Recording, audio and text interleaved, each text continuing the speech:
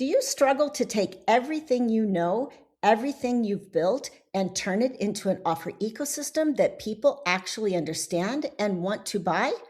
You have the expertise, you have the ideas, but getting all of that out of your head and into offers that connect, speak to the right people, sell with ease, and actually grow your business, that's a whole different skill set. And that's exactly what this show is about. Welcome to the Offer Mojo Show. I'm Lori Young, offer strategist and creator of the Offer Mojo framework.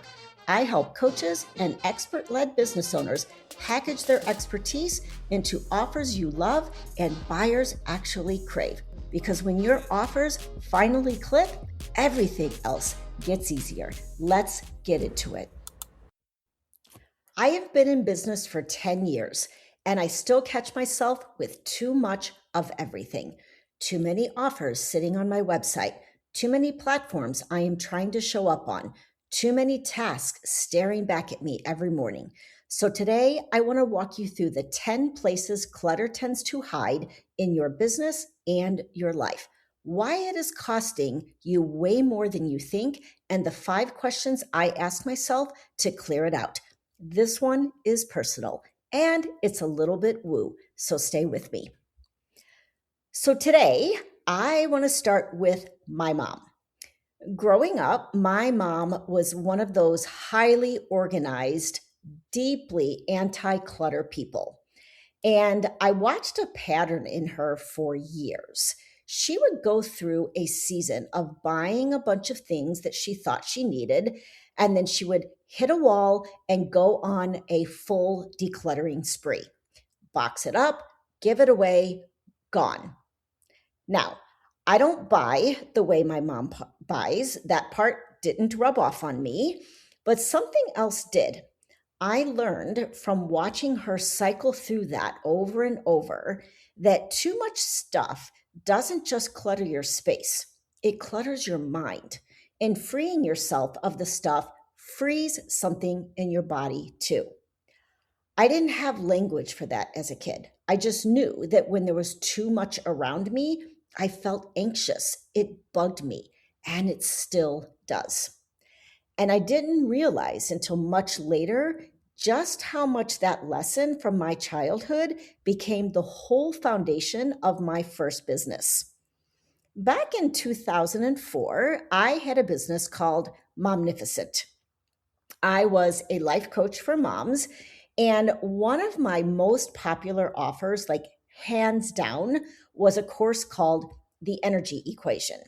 It walked moms through the different types of clutter draining their energy so that they could reclaim energy for themselves and their families.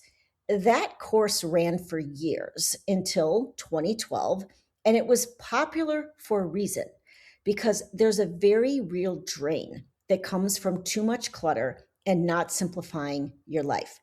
Moms felt it. And I'm telling you right now, business owners feel it too. This episode is basically the business version of the energy equation. So for me, it's a full circle moment.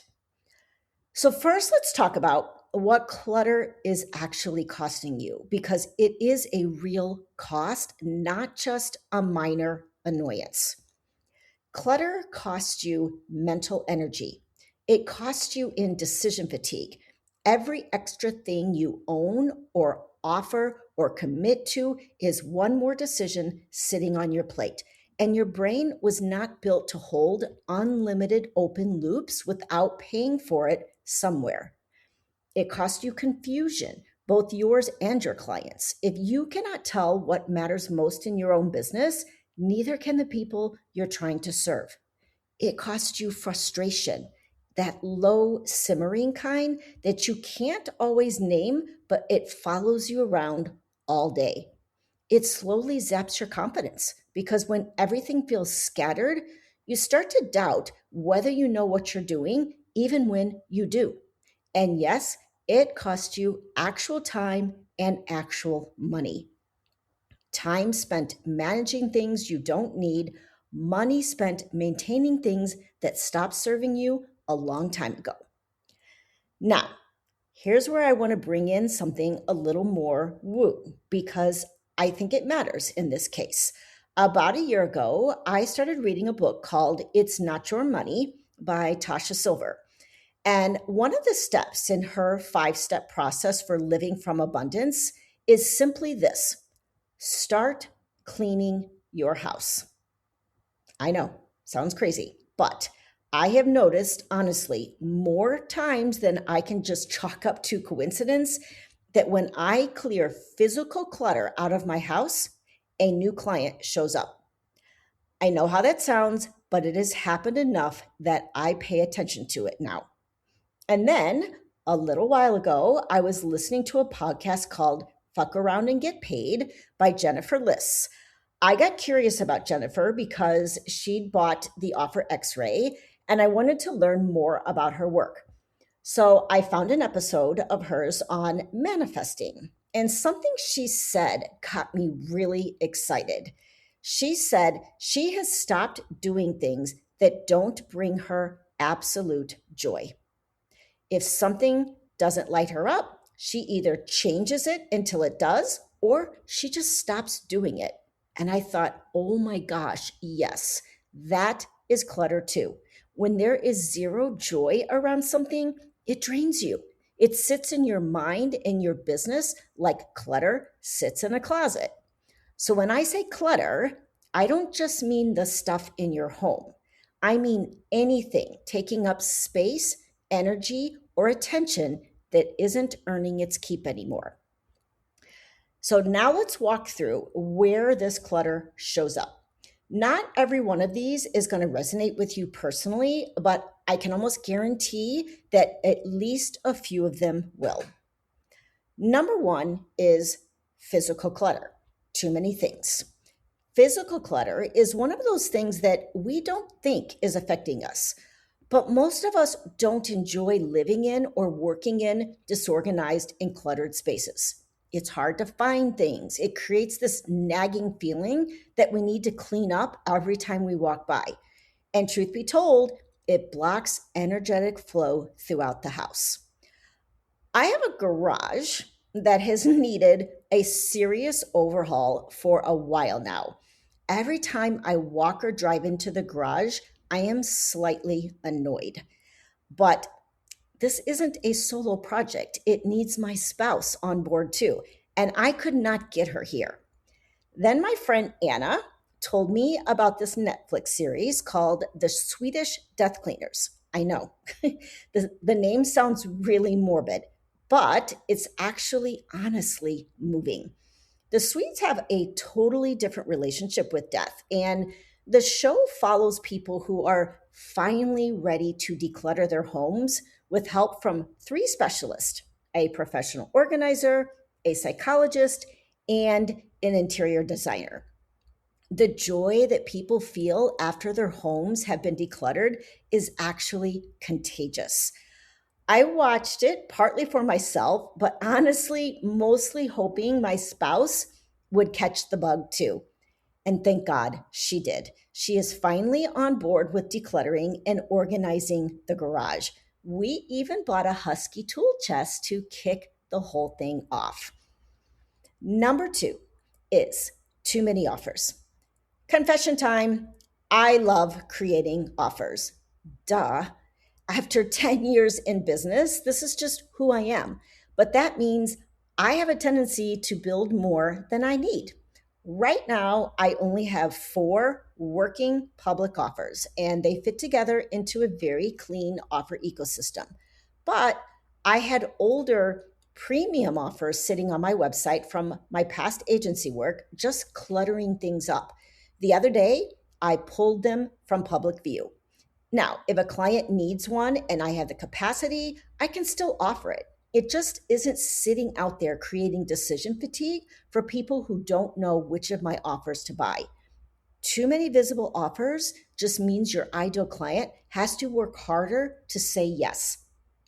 Lead with one offer and let them find their way to the rest of what you sell from there.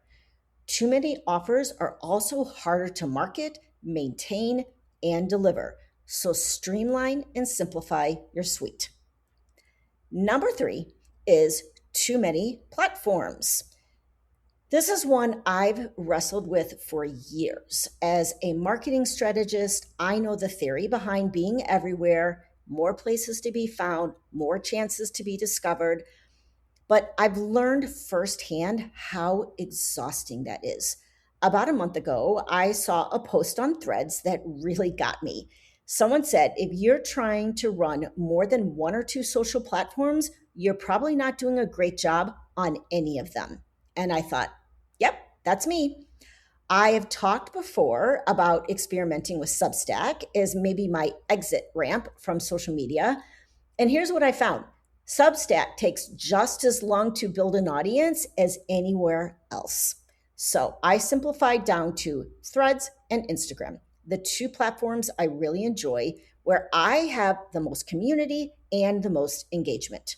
I'll repurpose to LinkedIn when it's easy, but I'm not writing original content for it or spending my energy engaging there.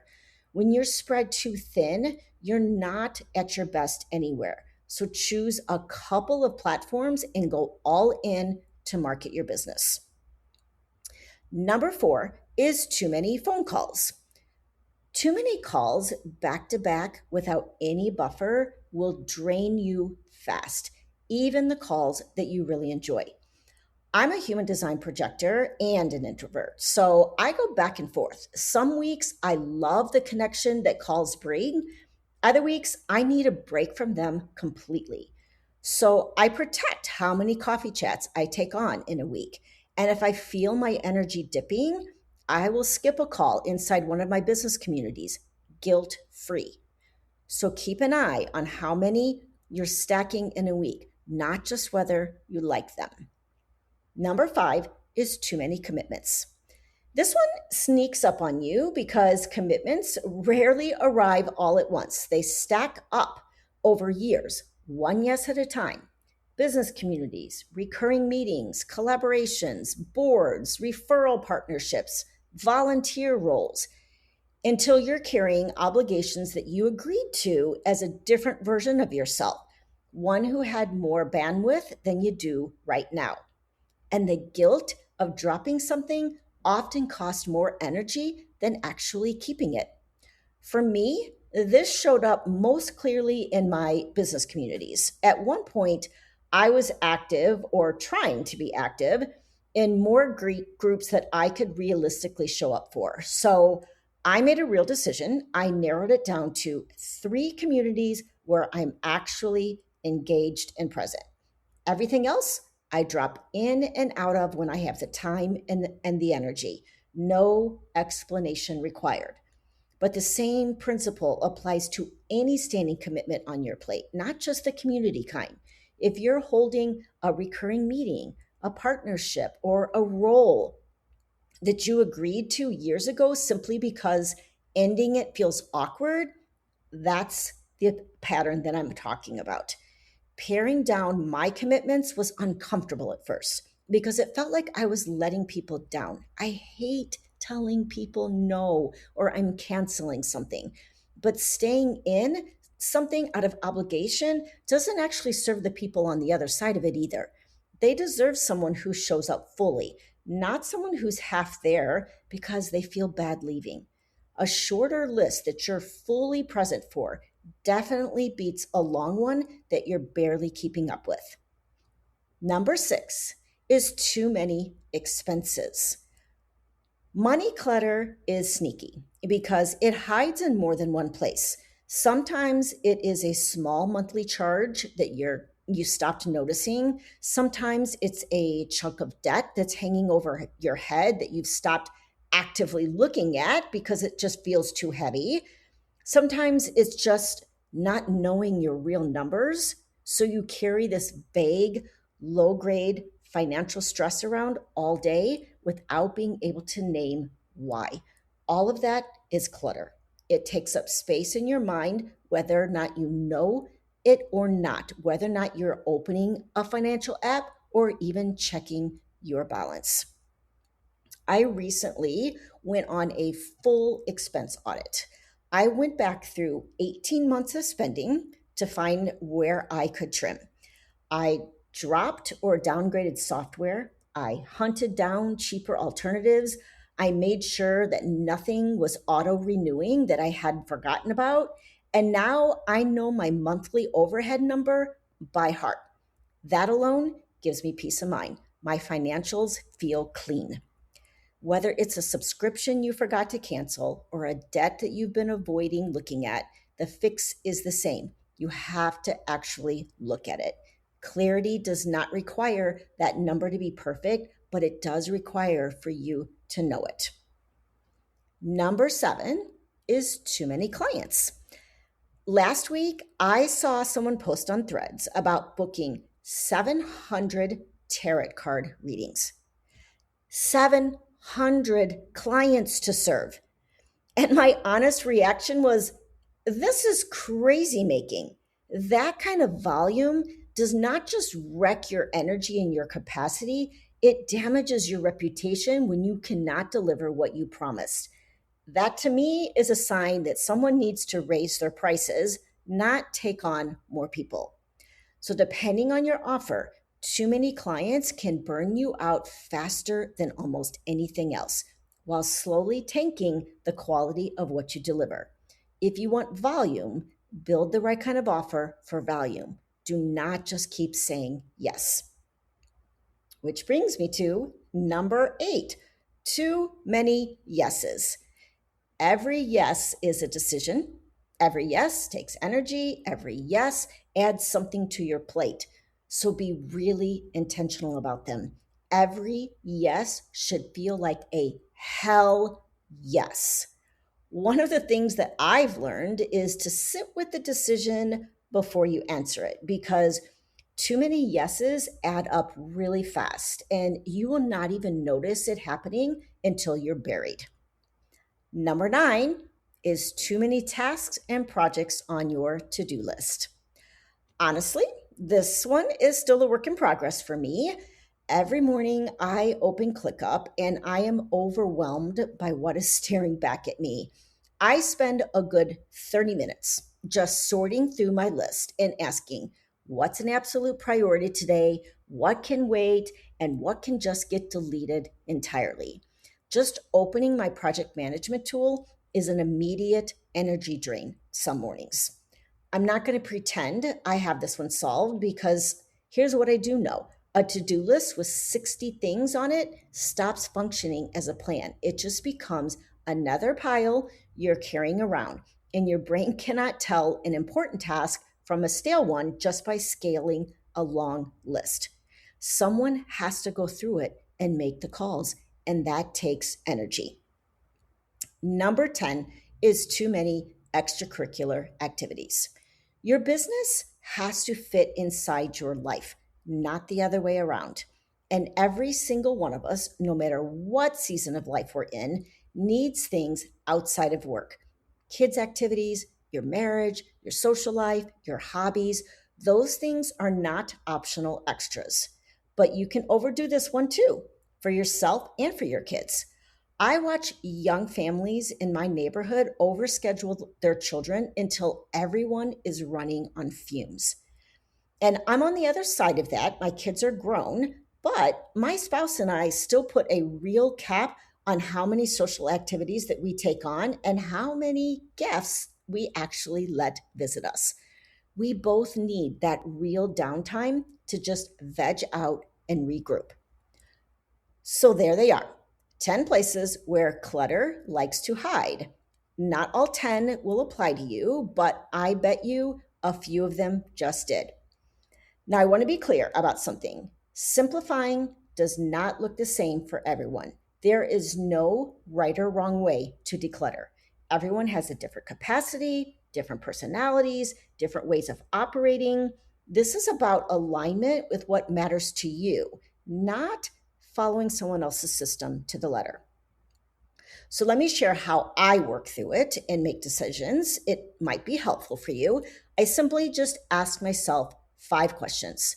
Question 1 is, what is irritating me and why? Question 2 is, what is working and what is not? Question 3 is, what do I enjoy and does it add value? Question 4 is, what is my body telling me it needs right now? And question 5 is, where am I wasting time, energy, or money? I sit with those 5 questions, and the answers tell me what needs to go. Then I make changes just a little bit at a time. I'm not out here burning my whole business down in one weekend. I'm in a real decluttering season myself this summer, and my goal is simple. I want to walk into fall running a truly simple business because fall will be here before you know it. And the people who did this quiet work over the summer are the ones who will feel light walking into it instead of buried. Here's a simple way to know if any of this feels worth your attention. Think about the last time you fully decluttered and organized a space in your house. How did you feel afterward? Most people will say relieved, lighter, happier. That is exactly what clearing out clutter in any of these 10 areas does for your whole nervous system. And when you feel good, you operate at your best in your business and everywhere else. So here's what I want you to do today before anything else. Pick 3 things, just 3. 3 things in your business or your life you're going to say no to starting now. Not a full overhaul, just 3 real honest no's that will start the decluttering process. That's it. That's the whole invitation today. Just an honest look at what you're carrying that you don't need to be. All right, my friend, if this episode made you think of someone who is drowning in their own version of clutter, please forward it their way. And like always, leave a review if this show has been useful to you this summer. I will talk with you in the next episode.